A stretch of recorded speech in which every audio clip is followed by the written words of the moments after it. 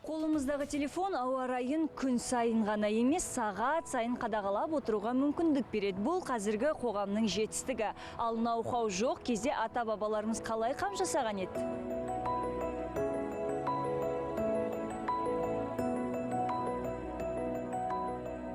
Дәл қазіргі күз мезгілінде жыл құстары топтасып ұшса, жылымық көз созыла түседі. Ал қайтқан құстар төмен ұшса, қоянның бүйрегі майлы болса, сарымсақ қабығы қалың бітсе, қатты қыс келе жатыр деп білген.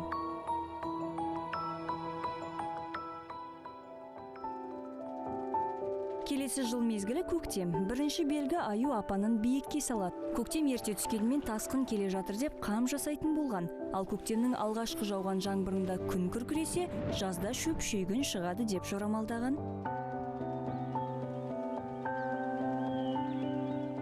Жайдары жаз кезінде күн қызыл шапаққа оранып батса, ыстық болады деген болжам әлі де бар. Көлбақа көп құрылдаса, күннің ыстығы көтеріледі, ал шегіртке қаптаса, жаз қуаң болады деп қам жеген. Сондай-ақ ата-бабаларымыз жылан жиі-жиі бас көрсетсе, жауын шашынды күз келе жатыр деп білген. Жаз мезгілінде сары бас жыландар ұйықтамаса, күз ұзақ әрі жылы болады деп қуанған.